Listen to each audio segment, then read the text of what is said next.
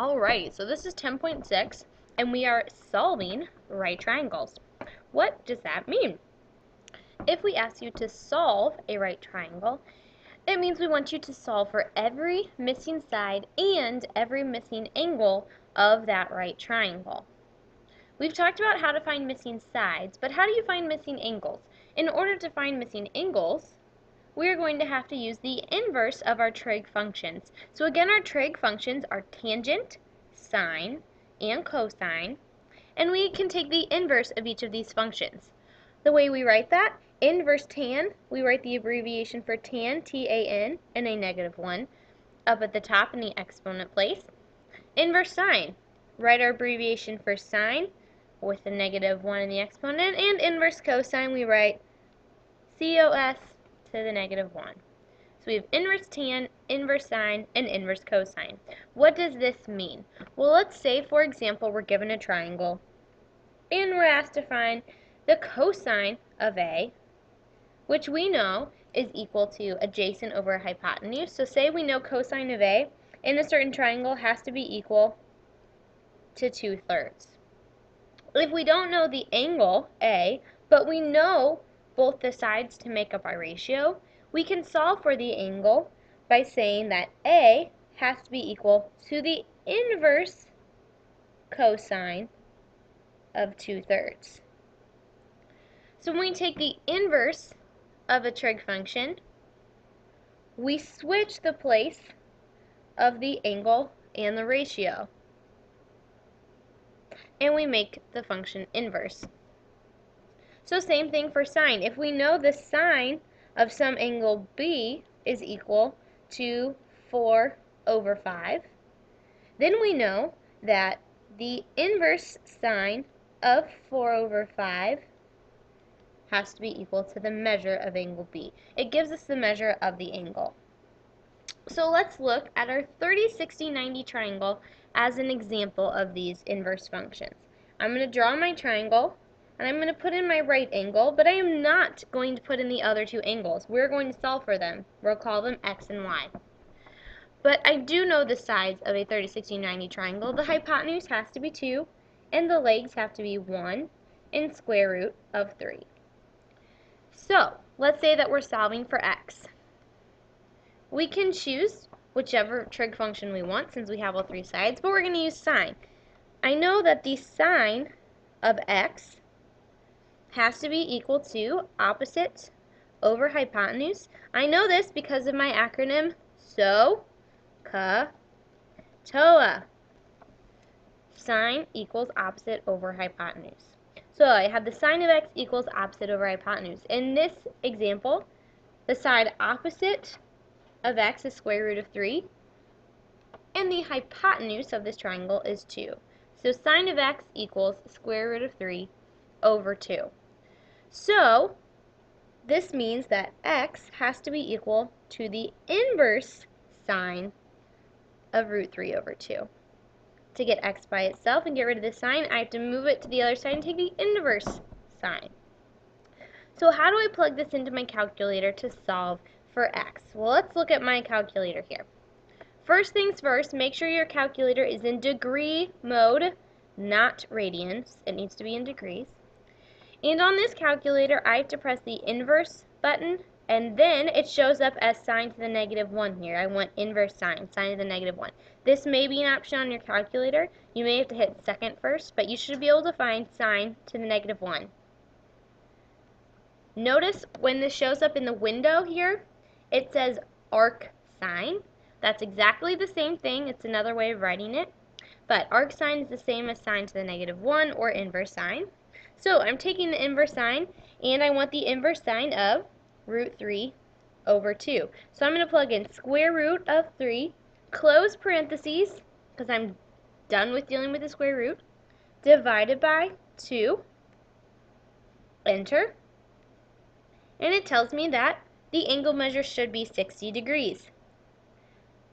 Let's look at our triangle. Should x be 60 degrees? Well, x is across from the square root of 3. So in fact, it did work out correctly in our standard triangle. Square root of 3 is across from 60. if we use inverse sine to solve for y, if we also want to use sine to solve for y, let's look at where angle y is. Again, the sine of y is equal to the opposite side over hypotenuse. So the side that's opposite of y is 1. So we will do 1 over 2. So since the sine of y is 1/2, this means that the inverse sine of 1/2 is equal to the angle of y. So let's plug this into our calculators. I'm going to do inverse sine, or sine to the negative 1, of 1 divided by 2 equals 30 degrees. What do you know? It works.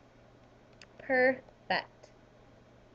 Alright, so what if you are not given a ratio, but you're given a decimal, and you still have to find the angle? Look at example 1 here. We have the sine of A equals 0.55. This means that the inverse sine of 0.55 will give us the measure of angle A. So plug this into our calculators. The inverse sine of 0.55 equals 33.36, and I'll round that to 33.4 degrees. Since we are finding a missing angle, our answer should be in degrees. Cosine of A equals 0.48. Looking at number 2, this means that the angle A has to be equal to the inverse cosine of 0.48. If we plug this into our calculator, inverse cosine of 0.48, we should get 61.3. So A equals 61.3 degrees. If you are not getting these same answers when you plug this into your calculator, you need to check with us tomorrow to make sure that you are plugging it in correctly. You should get the exact same answer. Alright, I'll leave the tangent in number 3 to the class tomorrow, but let's go down to the next example on the next page. We're looking here at example 2. Use a calculator to find the approximate measure of angle A to the nearest tenth of a degree. So, first we know we want to find the measure of angle A. Circle angle A. See where it's at. In order to find the measure of angle A, we know we have to use one of our trig functions, but we need to figure out which trig function we use. We'll look at what sides are already given to us. We're given 8, which is the side opposite angle A, and we're given 10 here, which is the side adjacent to angle A. So which of my trig functions uses opposite and adjacent? I need to look at SOHCAHTOA. When I look at SOHCAHTOA, I see that tangent is equal to opposite over adjacent, so I'm going to use the tangent of A, which equals opposite over adjacent, which in this case the opposite side is 8 and the adjacent side is 10. So tan A equals 8 over 10. This means that A is equal to the inverse tangent of 8 over 10. If I plug this into my calculator, I want to do inverse tan of 8 divided by 10 equals 38.65, which if I round to the nearest tenth of a degree is 38.7 degrees. Alrighty. Example number 4. Solve a right triangle. It asked us to solve the triangle GHJ by finding each measure. Round decimals to the nearest tenth. So, we have to find each missing angle and each missing side. Let's start off by finding our missing angles. Let's say first I want to find angle G. Okay, so I need to pick one of my trig functions to solve for this angle. We'll look at what sides we are given. We're given the hypotenuse here, which is 25, and 16 is the side adjacent to G. So what deals with adjacent over hypotenuse? I need to look at SOHCAHTOA. and I see CAH, cosine equals adjacent over hypotenuse, so I'm going to say the cosine of G equals the adjacent side, which is 16, over the hypotenuse, which is 25. To solve for G, I know now that G must be equal to the inverse cosine of 16 over 25. So I plug this into my calculator, and I should get the inverse cosine of 16 over 25 equals 50.2 degrees. Alright, now we need to solve for angle H. Now when I look at angle H, I'm still given 25 as my hypotenuse, but the side that is 16 is opposite of angle H.